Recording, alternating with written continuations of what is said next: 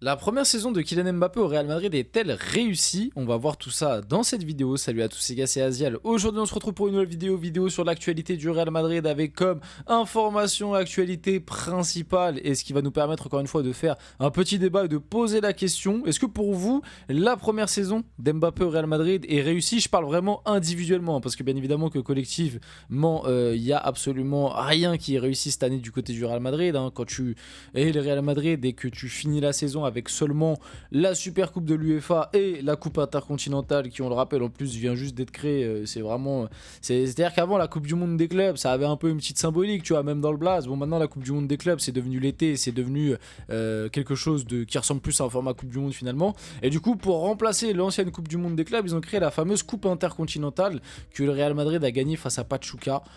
Bon, vous m'excuserez que pour le Real Madrid, c'est quand même très léger et que pour moi, on est sur une saison blanche. Voilà, moi je le dis, on est sur clairement une saison blanche, même si factuellement le Real a pris 2 trophées.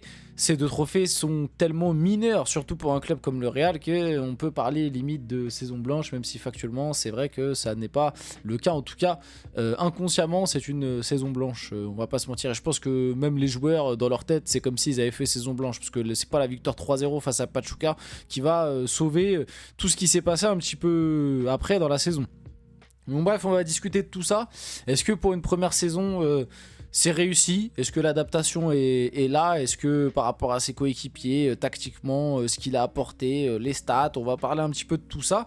Et pourquoi il y a Figo qui est là? Parce que oui, c'est Figo qui a donné son avis par rapport à la première saison de Mbappé. Et pour Luis Figo, justement, la première saison de Mbappé est une réussite. Donc on va aussi en débattre avant que la vidéo commence. Et on verra aussi d'autres actus autour du Real Madrid. N'hésitez pas à liker, commenter, partager et vous abonner. Ça fait toujours plaisir, ça aide pour le développement de la chaîne. Comme d'habitude, je remercie énormément tous ceux qui le font. Et puis nous, on va pouvoir y aller directement et discuter un petit peu de Mbappé et du Real Madrid. Donc, Luis Figo sur la première saison de Kylian Mbappé au Real Madrid, sa saison est bonne, il marque beaucoup de buts, non. Êtes-vous d'accord avec la légende merengue? Encore une fois, je me suis beaucoup exprimé sur ce que je pense de voir le foot uniquement par les statistiques. Moi, c'est quelque chose que je déteste. Les statistiques sont très importantes.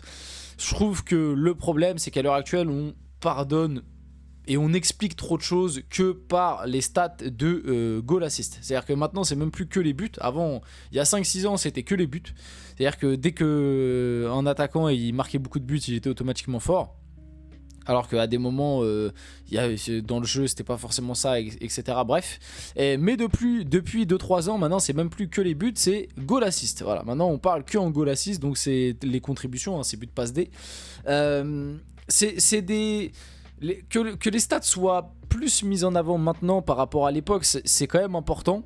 Parce que c'est vrai qu'à l'époque, t'as l'impression que c'était quelque chose de beaucoup moins mis en avant. Quand tu vois certains ballons d'or et que tu vois leurs stats, tu te dis bon, c'est vrai qu'à l'époque ils regardaient peut-être pas forcément autant que maintenant les buts passe D. Puis c'est vrai que le football d'avant, statistiquement parlant, n'avait rien à voir avec celui qu'on connaît maintenant, parce que Messi et CR7 ont tellement cassé le jeu qu'en fait maintenant mettre 20 buts c'est devenu banal, alors qu'à l'époque tu mettais 20 buts, c'était quelque chose d'extraordinaire.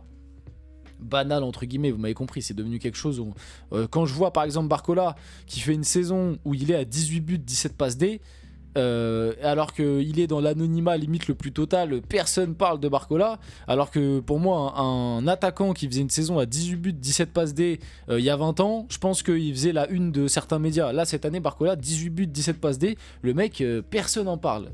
Enfin à part nous les Parisiens, je te parle, tu vois, les journalistes et même un peu à l'échelle internationale, personne parle de Barcola, alors que le mec statistiquement il fait une saison de taré. Mais bref, donc pour moi ça a des défauts de prendre que les stats, et sur les dernières années d'Mbappé, c'est ce que j'ai toujours dit, se contenter uniquement de ses stats de but, c'est ne pas aider le joueur et ne pas se rendre compte, ne pas se rendre compte des limites qu'il a. Et encore une fois, on l'a vu cette année. Cette année pour moi, non, je suis désolé. C'est pas parce que il a battu le record de CR7 que... Bon après il a battu le record de CR7 avec quasiment 15 matchs en plus. Donc est-ce qu'il a vraiment battu le record? Factuellement oui, il a mis plus de buts, mais il a mis plus de buts avec énormément plus de matchs, tu vois. Si tu compares le nombre de matchs de Cristiano et le nombre de matchs d'Mbappé, le nombre de buts qu'ils avaient, je pense que Cristiano est largement au-dessus, c'est même sûr. Parce qu'il me semble que Cristiano sur sa première saison, il met 33 buts en 37 matchs et Mbappé Mbappé, là, il est à 34 buts, si je me trompe pas, mais en 45 ou 46 matchs, donc ça n'a strictement rien à voir statistiquement. Donc c'est pour ça que pour moi, non, malgré qu'il ait mis énormément de buts, cette année, cette saison d'Mbappé n'est pas une réussite. Non, sa saison, elle est pas bonne. Elle est pas mauvaise au final, et pourtant ça partait très très mal. Honnêtement, faut quand même saluer que sa deuxième partie de saison dans un Real Madrid qui n'était clairement pas flamboyant, sa deuxième partie de saison est meilleure, notamment janvier-février où il a eu, je trouve, un très très bon run, mais au final je trouve que arrivé mois de mars et dans le sprint final de cette saison pour le Real Madrid, c'est-à-dire 8e, quart de finale de Ligue des Champions, les matchs importants en Liga, la Copa del Rey, bah, je trouve qu'on a retrouvé un Mbappé clairement moins bon. En fait, si tu prends un peu la saison de Mbappé, pour moi il y a janvier-février où il a un très bon niveau. Depuis février, enfin depuis le début mars, il est moyennasse, voire même à des moments décevants, et ces 6 premiers mois pour moi ils sont catastrophiques. Donc non, je suis désolé, quand tu regroupes tout ça, malgré qu'il ait mis 34 buts, c'est pas une bonne saison d'Mbappé. Et puis même, parlons de ce que le Real Madrid a produit collectivement. Il n'est pas le seul responsable, mais encore une fois, comme j'ai toujours dit, Mbappé, malheureusement pour lui, il arrive au pire des moments, parce que tu arrives après une saison où le Real Madrid a absolument tout gagné, après une saison où le Real Madrid a fait 2 défaites dans la saison, et c'est toi qui arrives, le reste de l'effectif ne change pas à part Toni Kroos. Bon, vous allez me dire, à part Toni Kroos, c'est quand même une grosse pièce, mais moi je suis quasiment sûr que l'été dernier, le Real Madrid ne prend pas Mbappé, garde le même effectif en perdant Toni Kroos, je suis quasiment sûr que le Real Madrid fait mieux que ce qu'ils ont fait là. Parce que Carlo Ancelotti, au moins, il connaissait très bien les qualités et les défauts de l'effectif qu'il avait, et là, lui rajouter Mbappé, ça lui a rajouté plus de contraintes que réellement de solutions, notamment par rapport au départ de Toni Kroos. Donc je suis quasiment sûr que sans l'arrivée de Mbappé, le Real Madrid aurait été meilleur collectivement. Maintenant, ça ne veut pas dire que c'est uniquement de sa faute. Ça, c'est pas lui qui a décidé de signer tout seul. Et puis, c'est pas de sa faute aussi si derrière, les mecs se sont tous blessés, si au milieu de terrain, il n'y a pas de créativité. Mais il est quand même une grosse contrainte. On l'a vu l'avant-après avec le PSG. Et je pense que tout le monde est en train de se rendre compte petit à petit que avoir un mec comme Mbappé, ça a des côtés positifs parce que il est fort quand il est dans de bonnes dispositions et que lui se sent bien, il peut t'apporter des trucs, il est fort, mais il a aussi des contraintes énormes pour un collectif et pour une équipe, et c'est ça le problème. Et si jamais il n'arrive pas à t'apporter plus que ce qui te coûte, et ben au final tu perds à la fin de l'année, tu perds, et dans les moments importants tu perds. Et on en revient à ce que je disais. Bah, tu peux pas me dire que sa saison est réussie à partir du moment où il y a juste 34 buts, alors qu'il n'y a aucun trophée, alors que dans les gros matchs de Ligue des Champions, à part face à Manchester City où il met triplé, il est passé complètement au travers de tous les matchs. Liverpool, l'aller-retour contre l'Atlético, bon ok, il provoque un penalty, mais à part ça, t'en attends plus d'un mec comme Mbappé de juste provoquer un penalty sur une double confrontation face à l'Atlético. Face à Arsenal, il passe complètement au travers. En phase de poule aussi, j'oublie pas, face à l'AC Milan, catastrophique. Je l'ai dit face à Liverpool alors qu'il était attendu parce que Vinicius n'était pas là en plus et Rodrigo non plus, catastrophique. Donc moi je suis désolé, non, la saison elle est clairement pas réussie. Et sa saison elle est clairement pas bonne.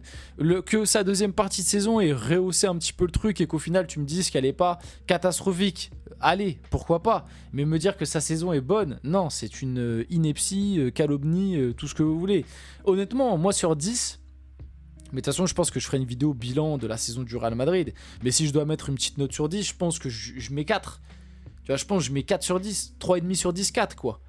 Sur sa saison. Et pour un joueur comme Mbappé qui était censé débarquer au Real pour tout casser, tu fais une saison à 4 sur 10, c'est pas normal et c'est pas rassurant. Après, on verra comment le Real va construire son effectif pour les saisons prochaines. Mais en tout cas, oui, il y a des choses à changer. Les excuses d'Antonio Rudiger en story Instagram suite à son comportement en finale de Copa del Rey. Il n'y a définitivement aucune excuse pour mon comportement d'hier soir. Je suis vraiment désolé pour cela. Nous avons très bien joué à partir de la deuxième mi-temps. Après 111 minutes, je n'étais plus capable d'aider mon équipe. D'ailleurs, on a vu les cris de douleur. Assez effrayant la vidéo quand même. Le Real a du sang sur les mains aussi par rapport à ça.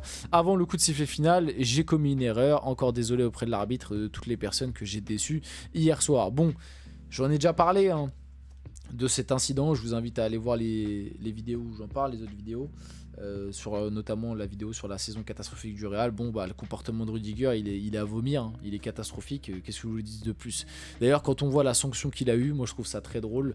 Et Gundogan réagit à son tour au dérapage de Rudiger. Je le connais comme un homme de famille, il m'a beaucoup aidé. Il a fait une grosse erreur, il doit assumer les conséquences maintenant. Je ne remettrai jamais en cause l'homme et son caractère. On finit la vidéo là-dessus. J'espère que cette vidéo vous a plu. Si c'est le cas, n'hésitez pas à liker, commenter, partager et vous abonner les gars. C'était Azial. On se retrouve très rapidement pour une prochaine vidéo.